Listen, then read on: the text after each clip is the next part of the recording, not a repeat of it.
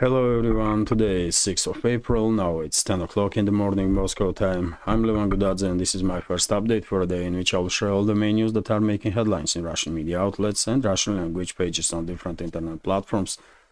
There are quite a few very significant developments and news that I'd like to share with you for this moment, although first of all let me wish you a nice day and wonderful weekend.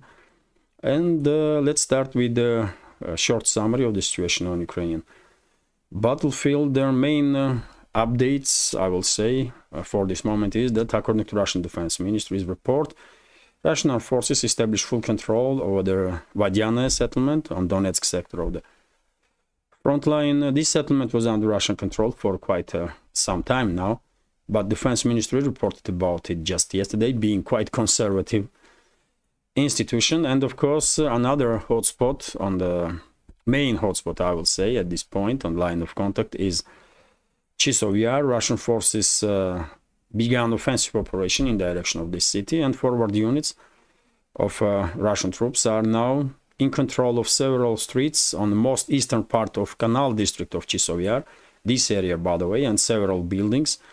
I guess Russian progress will continue during the day, and also Russian forces are establishing control over this forestry right next to Dachi area on the northern eastern side of Canal district. And I guess for this moment probably several streets, several buildings in Dachi area also are under Russian control. This Canal district of Chisov Yar, which is located on the left bank of the channel itself, somewhat isolated from the main part of Chisov Yar, and therefore I will not be surprised at all if Ukrainian forces will try to put up some fight for this part of the city for a week, maybe two, and then they will probably withdraw from this area, because it's despite the presence of industrial zone, high-rise apartment buildings, because of the inevitable difficulties with logistics, I guess it will make more sense for Kiev regime forces to withdraw from here, from this area, and try to defend their lines in central parts of Chisov Yar. So therefore, I guess before end of this month, Canal district will be under full Russian control. And also, of course, we should expect increase of Russian activity, Russian forces activity in Bogdanovka settlement on the northern side of Chisov Yar, and also Kalinina. Both these settlements, most likely in a fairly short time, will become under full Russian control. I wonder, of course, Chisov Yar eventually will be under full Russian control, no doubts about that. The only question I have, will Chisov Yar garrison of Kiev regime forces be able to withstand Russian pressure longer than Avdiivka? In Avdiivka, I think they would not be able to put up a serious fight, but let's see. In my opinion, morale among Ukrainian armed forces are quite low, and therefore it is quite possible that Russian side will try to communicate with the Ukrainian officers in Chisov Yar and persuade them to lay down arms and surrender with their units. I was expecting this to happen in Avdiivka, and it happened. Maybe not in large scale, but it happened. Hundreds of Ukrainian military personnel surrendered, and after end of battle for Avdiivka, number of POWs increased up to 1,000, I believe, more than 1,000, and probably we will see even more POWs in Chisov Yar, but only time will tell. Only time will tell. I mentioned yesterday that I would not be surprised to hear in upcoming days or weeks that entire battalions, entire units of Ukrainian forces made decision to lay down arms and surrender, no longer fight for Kiev regime and their Western masters. And this is it when it comes to short summary of the situation on Ukrainian battlefield. No crucial changes on the line of contact. And if you are interested in more detailed information about these local scale skirmishes, reckoning force operations, and so on, of course, I recommend for that military channels. They are providing great volume of information for that. And if by chance you are not familiar, if you are new to independent media and not familiar with military channels, then under this video in description box you can see my recommendation list of the channels that I follow, and among them you can see links to at least several military channels, including Military Summary, by the way, biggest military channel that there is right now and most popular. That being said, let's continue with some additional news. And well, I will share with you first of all information about emergency situation in Orsk city in Orenburg region of Russian Federation. As a result of breach of one of the dams there, I believe some about 600 homes were flooded, and unfortunately prognosis or forecast of emergency services are quite pessimistic. In next 24 hours water level will continue rise, and entire central part of this city may end up being flooded. Of course, emergency services are working in the place and providing local residents with all the necessary support. Hundreds of people have been already evacuated, and this process of course continues. Vzglyad newspapers reports here that well, as I just said, Vodiana settlement in DPR was declared under Russian control by Defense Ministry. We knew it. This settlement was under Russian control for quite some time, but Defense Ministry just yesterday reported about it. Vzglyad newspaper also reports that yesterday Russian armed forces conducted strike with the precise guided ammunition towards facilities of Motor Sich in Zaporozhye city, and facilities were destroyed where this company was producing engines, including for drones. So successful strike on part of Russian forces. Although, of course, Zaporozhye no exception. Russian armed forces on regular basis conducting strikes on military and logistics infrastructure of Kiev regime, and these strikes are increasing almost on daily basis.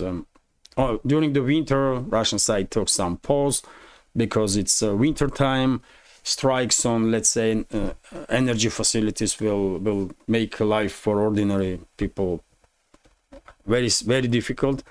But now it's a spring, weather is warmer, and because energy facilities definitely are legit targets, Russian forces are conducting strikes against energy facilities, against all that left from military-industrial complex of Ukrainian forces, and of course logistical means of Kiev regime.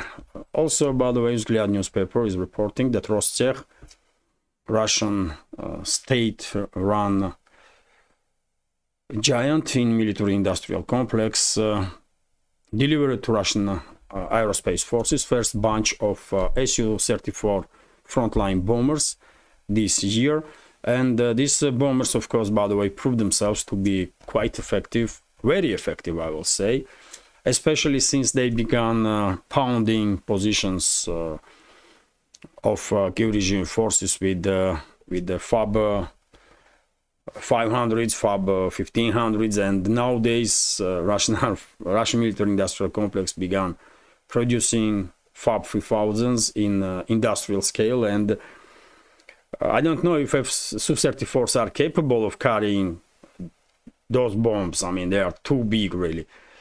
But in any case, Su-34s definitely proved to be one hell of a machine, very effective bomber. When it comes to FAB 3000s, if I'm not mistaken, it's Tu-22 strategic bombers that are dropping those bombs. And yet I did not yet see any video footage of FAB 3000 being deployed, but I can imagine how devastating that that bomb is gonna be. It's aerial bombs, by the way, with the special kits that allow those bombs to navigate. So it becomes not just bombs that can be dropped, but bombs that can be precisely navigate towards certain positions. RIA Novosti is reporting it's a guided bombs basically at this point. RIA Novosti is also reporting that Ukrainian forces, by the way, conducted yet another drone strikes on Zaporozhye nuclear power plant. Well, how are you gonna comment this? Kiev regime already proved that they are terrorists. Kiev regime is a terrorist regime. So-called state institutions of Ukraine are terrorist organizations, and including Defense Ministry of Ukraine. I have no doubts about it. Russian side, Moscow may not yet declare or designate Kiev regime and the so-called state institutions as terrorist organizations, but that's what they really are by their actions. And this is one more indicator that I am 100% correct. They are conducting bombings of a nuclear power plant. That's a nuclear terrorism, by the way. And they are endangering civilians, not just in Russia and Ukraine, but in entire Europe. Because if anything happens on that nuclear power plant, which is biggest in Europe, by the way, of course, no one gonna be safe anywhere, really, because winds may take these radioactive particles for hundreds and thousands of kilometers away from Energodar city, for example, where that nuclear power plant is located. And of course, Western media will say nothing about it, so-called media, and Western ruling elites will say nothing about these acts of nuclear terrorism on part of Kiev regime. Vzglyad newspaper is also reporting that, well, according to article in La Repubblica, NATO, some officials in NATO are considering to receive Ukraine in NATO, although if Ukraine will agree on new reality on the ground, and if Ukraine will recognize that Crimea and another 4 regions, Kherson region, Zaporozhye region, Donetsk People's Republic and Lugansk People's Republic, are part of Russia. Interesting change among at least some groups in the Western elites, that they are at least recognizing objective reality on the ground. But if you ask me, this will not work. This will definitely not work, because it does not make any sense now for Russia. Too much damage was done. So many people died in this proxy war that Western ruling elites are waging against Russia, and therefore I think we will go all the way. Russia, and there will be no more Ukraine on political map. So therefore, it is 110% impossible that Ukraine will ever join any organization at all, including NATO. As I said many times before, after this conflict will end, entire Ukraine, with the exception of Western regions, will become under full Russian control, and Western regions that used to be part of Poland, Hungary and Romania before First and Second World War, let's say, those parts will become under control of NATO. That's how it's gonna be. And yes, I will leave a slight chance for like several percent that maybe Kiev and surrounding areas will remain as a landlocked quasi-state under the name of Ukraine on the political map, but as I said, just a slight chance. I don't see any reason whatsoever why would Moscow ever agree on such development. It does not make any sense. Kiev is a Russian city and should be part of Russia. Should return to Russia. That's all. And if anyone is not happy with this, there is cold water in the tap and they can drink it if they want to. That might help. that's it, man. Too much damage was done, and it's just too late now for Western ruling elites to save whatever is left from Ukraine. It's not happening. We will go all the way. Moscow was quite clear, high-ranking Russian officials were quite clear that they have no interest in the western regions of Ukraine. Poland have it, Hungary can have Transcarpathia region, Romania might have at least northern parts of, at least those territories of western Ukraine that used to be part of Romania, Chervon Sea area, I believe, but I have some doubts that Romania will get its hands on Black Sea coastal part of most southwestern part of Odessa region, this area here, although it used to be part of Romania before Second World War, but I don't think Moscow will agree that Romania should take control over this. It's a part of Odessa region, and Odessa region will become part of Russia. That's it. And if Romania has any issues with this, then well, let's fight then. Who cares? At this point, by the way, here in Russia, I guess nobody cares, man. If entire Europe wants to end up in war with us, I mean, just bring it on, man. Let's fight. Too much talk. Really, too much talk. If you want to fight, let's fight. If you want to end up in a nuclear Armageddon, let's do it, man. Let's do it. If they think we are afraid of anything, we don't. We don't. They don't know us, man. They just don't know. One call, by the way, I'm telling you, one call from President of Russian Federation that motherland is in trouble. And we need mobilization, guys. We have to mobilize. And it's not have to be mandatory, by the way. I believe millions of people will show up in enlistment offices. Millions, by the way. And therefore, these European members of NATO should think twice before escalating with Russia. But anyway, I'm so tired of speaking about this Ukrainian crisis, man. Probably all of you are. But as you can see, Western ruling elites are not willing to end this conflict. They are pouring in more money, more weapons, and as long as this constant flow of money and weapons continues, and as long as anybody is left in Ukraine that can be forcefully mobilized and sent to the front line, this conflict will continue. That's how it is. Anyway, let's continue. And well, next news, as I already spoke about this, Russian ambassador in Finland made a statement that Helsinki may send its troops into Ukraine sometime in the future. And well, okay. Okay, just do it. You know, who cares, man? As I said before, as long as the NATO troops will stay in Western Ukraine, they will be somewhat safe.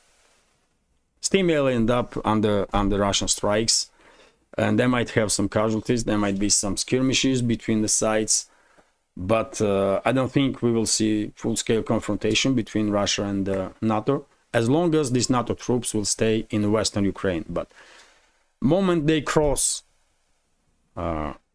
administrative borders of the Western Ukraine and move towards any other region, well, they are in big trouble. But Western Ukraine, I mean, no one cares in Russia about Western Ukraine, man. Very few, maybe. That's it. So yes, if Finnish government wants to, you know, participate directly in this proxy war against Russia, okay. Unfortunate, by the way, I'm not happy about it, but we can do nothing anyway. So just bring it on, and let's see what will happen. Vzglyad newspaper is reporting that Transnistria, by the way, reported that one of its military bases were attacked by Ukrainian drone yesterday, and radar station was slightly damaged. This is not the first time when Kiev regime forces are conducting drone strikes in against Pridnestrovia, and therefore I guess risk that government of Moldova and Kiev regime will conduct some combined military operation towards Transnistria region is increasing, and in that case, well, I guess Moldova's military personnel, military infrastructure, logistics infrastructure, strategic infrastructure will become legitimate target for Russia, and they will pay price for that. If they want to be enemy of Russia, then I mean, they are welcome. Okay, be our enemy, but just make sure that you are ready for consequences. That's it, really. And by the way, Transnistria is, of course, used to be part of Moldova. This area here, this small area, is Transnistria, used to be part of Moldova, but some 3 decades ago they declared independence, and there was a conflict, military conflict between Transnistria and Moldova. Then Russia intervened, Russian peacekeepers divide the sides, and Russian peacekeepers still are there, by the way.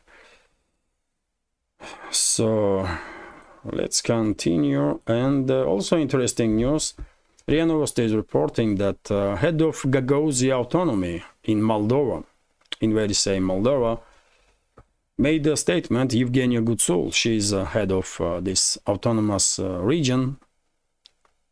She said that if government of Moldova will make decision to join Romania, then Gagauzia will declare its independence. And Gagauzia, by the way, is here, around here, by the way, on the southern part of Moldova.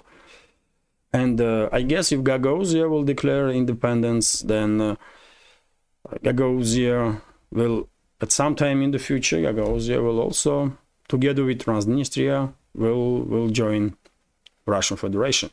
And I spoke about possibility that Gagauzia will declare independence if Moldova will act crazy.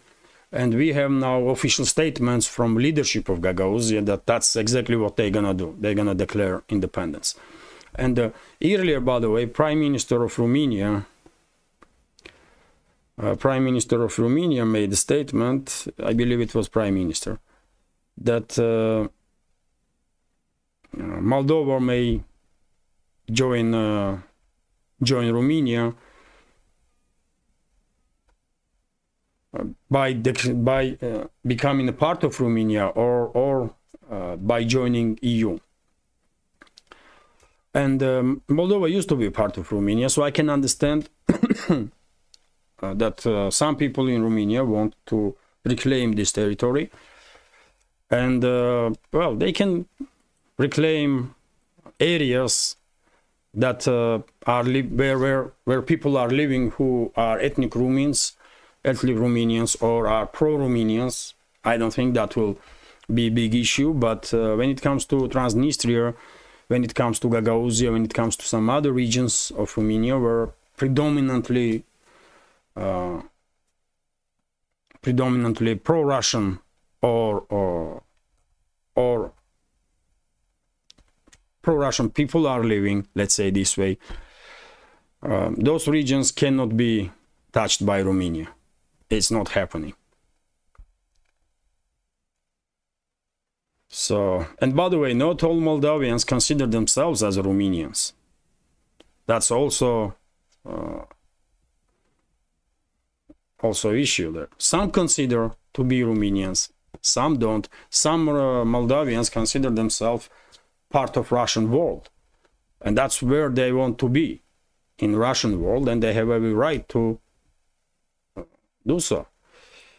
Anyway, Moldova is in hot waters, by the way, and I doubt that that republic will manage to survive or manage to remain on the political map for another decade or two. I don't think so. RIA Novosti is reporting that US is preparing for inevitable Iranian attack. According to media, the US is expecting that Iran will attack US or Israeli personnel in the Middle East in retaliation for Israeli strike in Syria. Several news organizations reported on Friday and Saturday citing US officials. Tehran has previously vowed to avenge 7 officers, including 2 top commanders from the Islamic Revolutionary Guard Corps, who were killed in the bombing of Iran's consulate compound in Damascus on Monday. So, well, I don't know about US being targeted. What US military personnel, for example, in Middle East has to do with this Israeli strike? I mean, why should Iran attack US? Of course, if US was participating in this attack one way or another, that's a whole different story. But if it was just an Israeli strike, then why should US expect any retaliatory strikes? But in any case, of course, most likely Tehran will retaliate one way or another. And in upcoming days, we will see what this retaliation gonna be. And also interesting news, and very strange news, by the way. I mean, we are living in really crazy times. RT is reporting that Mexico suspends diplomatic relations with Ecuador after embassy stormed. So, Ecuadorian police and security services basically stormed Mexico's embassy in Ecuador and imprisoned former Vice President George Glass, who was living in Mexico's embassy in Quito, capital of Ecuador, and he just recently received asylum in Mexico. And I don't know what's going on in the heads of Ecuadorian leadership, but they send security forces to storm Mexico's embassy, man. This is crazy. I mean, just a few days ago, Israel targeted Iran's consulate, which is a crime, obviously. There can be no any other understanding of that situation. That was pure crime. And now Ecuador is conducting some storming operations of the Mexico's embassy, which is also a crime, by the way. They cannot enter Mexico's territory of embassy because it's legally it's a territory of Mexico. What the hell is going on here? But as I said, man, we are living in very strange times, very strange times. I guess worldwide everyone will condemn. I don't care about this guy, former vice president of Ecuador, George Glass. I don't know who he is, what he's done.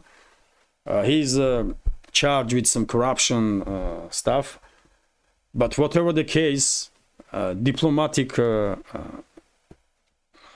missions should be untouched. I mean, you cannot target diplomatic missions because in that case, entire, the system of international relationships may collapse. Because, I mean, if you are able to attack embassies this easy, then, why would anyone wanted to have an embassy in your country? What are you doing? So this is crazy, man. This is,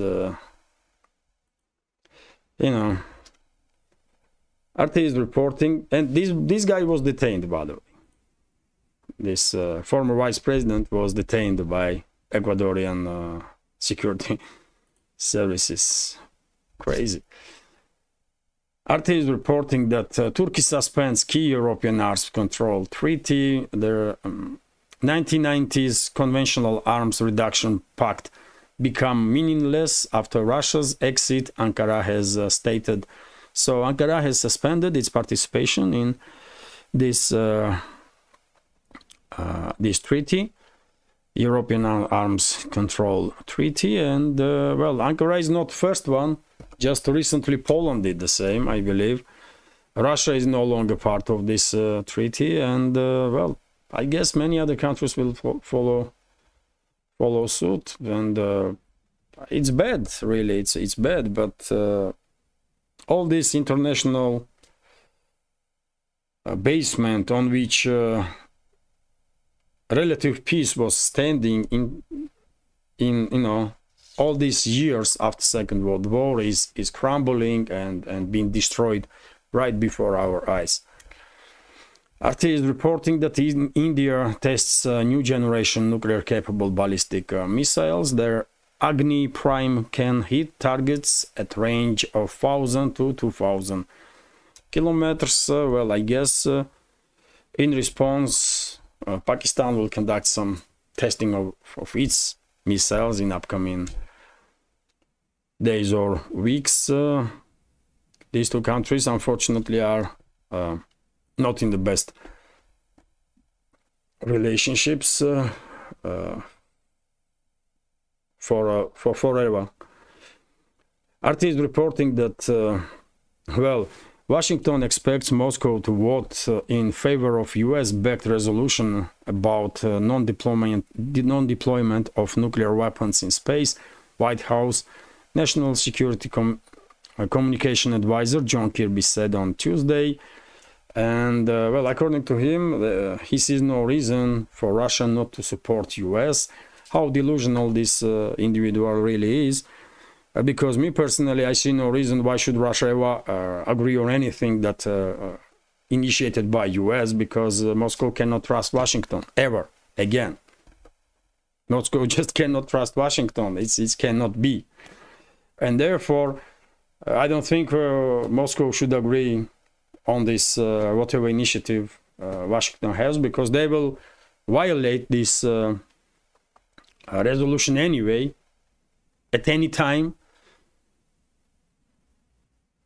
And therefore, and they done it many times before, by the way. Washington don't give a damn about UN decisions, about international law. After all, when they were bombing and killing civilians in Serbia, who gave them a right to do so? Or when they were bombing and killing civilians in Libya, who gave them any rights to do so?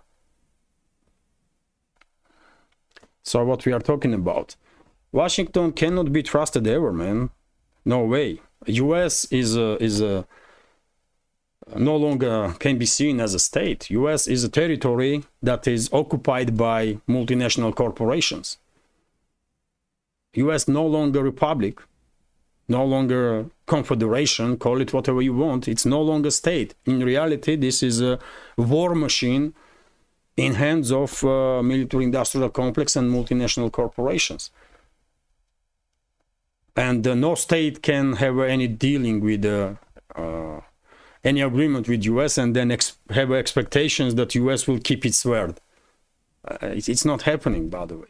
And therefore, not now, not ever in the future, Moscow should trust anything that comes from Washington, man. It's not possible until system is entirely changed in Washington, until US citizens will reclaim their own country.